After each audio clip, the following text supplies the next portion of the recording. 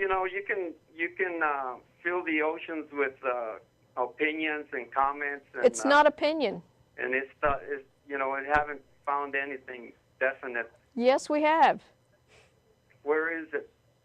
Well, where can I find it? I'm sorry, these science books that you say that you have, you might try reading them a little in more detail. Because we're not going to be able to give a complete remedial class in biological evolution in the remaining 40 minutes that we have. So I think we're going to have to move on to the next call. This is taking a little too long. So thank you for calling. I believe so, and all right, we're moving on. Sorry. Okay. Yeah, I mean, I was going to recommend to Richard that he might want to go ahead. Science Magazine. Yes. They published they had 11 papers on the most recent fossil discovery in Africa, Ardipithecus ramidus. That was just a phenomenal find, and all 11 papers are actually available for download. You don't have to have a subscription for them, if I recall correctly. But actually, I think that might be a little bit too much for Richard to bite off right now. Even just going to Talk the Origins. Wikipedia page on evolution for a basic rundown, or talkorigins.org, you go to, I don't know, you look for something like Evolution 101. Or anything like that, will clear up. I mean, it's not just that this will, it's not that this will convince you that evolution is right, but if you're going to say that evolution is wrong, you should at least get a basic understanding of what evolution says.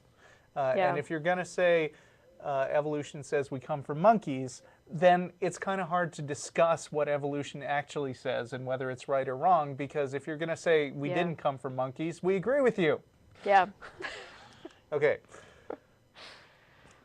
Moving on to Kyle in Olympia, Washington. Are you there? Hello. Hello. Hey, I'm a fan of your show. I've been watching it on YouTube. Thank you. And don't forget you can watch Listen to Reason. Full episodes. And it goes, oh yeah, the full episode. Sorry. Right. I've watched. I know that I gotta get it all in context, right? So, Listen to Reason says, listen to reason and open your eyes, and it's a wonder what you'll find with an open mind. So my question is, what values do you associate with atheism? Because this is sort of the theme song for, the atheist experience. So are these atheist values per se, of, having an open mind and, valuing reason? Are those things that you associate with atheism? There are no values associated with atheism. All right. But it seems to me like, most of the people on the show, the hosts, they would seem to, I would say that you seem to value things like critical thinking and open-mindedness. That and is sort my of thing. my atheism is a consequence of that. Okay. Not okay. So then you would have you encountered atheists who didn't seem to hold these values? Oh yeah, absolutely. We got a letter years ago from a group called the Raelians. I don't know if you've heard of them, but they actually believe that the Bible was created by space aliens thousands of years ago, who came down and gave this revelation to some people, and people sort of wrote down their interactions with the aliens, but they didn't get it quite right, and that's how we have Christianity.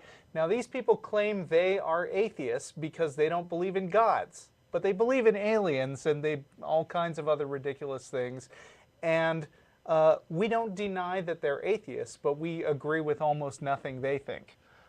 You're right, though, that there's sort of a common grounding in sort of rationality, open-mindedness, and the accuracy of scientific knowledge among people who are on this show. We're not claiming to speak for all atheists, though.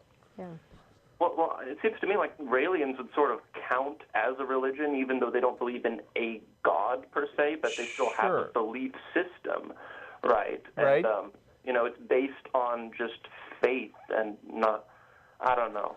you know, it seems like it's a belief system, right? So I guess in order to, well, I mean, I guess you could say there's another kind of atheism, which, you know, is lack of religion rather than lack of God. well, you can have an atheistic religion. Right. I mean, you know, there are some Buddhists who reject the concept of a God, and they are atheists, but they're also Buddhists. And even here in Texas, I mean, you know, there's the North Texas Church of Free Thought, Yeah. which is, you know, doesn't have any God basis and doesn't really say any particular thing we find objectionable, but they do call themselves a religion. I'm not a member of them, and I probably wouldn't be, but it's their right to say that. Okay, so is there any, like, other word you would use to describe atheists who aren't, you know, like Raelians or anything like that? There's not a good enough word, I don't think. I mean, some people Yeah. have tried to throw out the word brights, but that sounds kind of patronizing, and I don't like it. Mm-hmm. Yeah. Are you talking about specifically what you would call someone like Raelians who don't believe in a God, but they've got these other he religious was talking about or not wacky Raelians. beliefs? Oh, Yeah, a way not to Raelians. Okay. distinguish, you know, because Oh. I like to think of, you know, I can say atheist and mean, you know, people like you guys. And you can. Okay. Well, you can include but, people I mean, like us, obviously, but- Raelians aren't very much like you at all. Here's the Yeah. thing that I generally say to people, which is that the label that you apply to people isn't all that important. I mean, we call ourselves the atheist experience and not like the science promoting skeptics experience or something Yeah. like that. Because Okay. just because atheism is something that sort of jars people a little bit the way it is. It's kind of considered, you know, sort of a bad and dangerous word in some ways. But what I'm saying here is that the particular label that you put on somebody is not as important as the concepts that those people believe in, which is why a common thing that you'll hear on the show is like, tell me what you believe and why you believe it. I can't speak, you know, I can't speak for all atheists, and if you were to narrow it down to people who just think like me, you'd probably wind up with a pretty small set of people. I mean, you know, there are people in this studio who think I'm full of crap on some political issues, for instance. Oh yeah. You talk about how you know the atheist community of Austin is, you know, has a wide variety of beliefs and such. Well, Sure. there's a sort of example I wanted to give. As I watch a lot of videos on YouTube, there's a YouTube atheist named Pat Condell. Yeah. Are you familiar with this person? I think Yeah. I complained about him on my last show. And well, there's been sort of a thing where a lot of atheists have been following him somewhat religiously, you know, and I feel, and they do this while, you know, claiming to have these sort of values of, you know, open-mindedness and critical thinking. I feel like that's hypocrisy. And you I say feel that there are following atheists him- who, you know, say they have these values, but then, you know, they only apply it to questioning religion and not themselves and not other atheists. Well, when you say following Pat Condell, do you mean they just subscribe to his channel, or they actually, you know, Well, there agree was with? an incident recently where another British YouTube atheist, Richard Coughlin, made a video basically calling out a lot of Pat Condell's hypocrisy and a lot of things which sort of go against what his supposed values are. Right. And Well, there was a huge backlash to this, you know, Based and on- that's where it really Well- came out. And all of these people, you know, seem to be just following Pat Condell, and they have comments like, you know, Richard Coughlin, go to hell. And, yeah, know, well, all I of mean, that you know, stuff. like I said, on my last show, I complained about some stuff that Pat Condell has said. In particular, he thinks that Muslim garb for women should be outlawed, even for Yeah. women who want to wear it, and I think that makes no sense.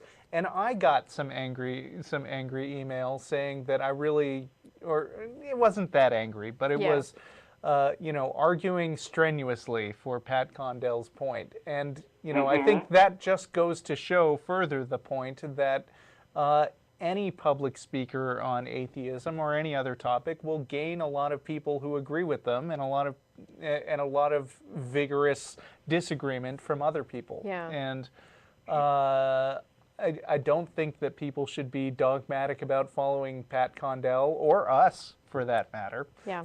Exactly, yes.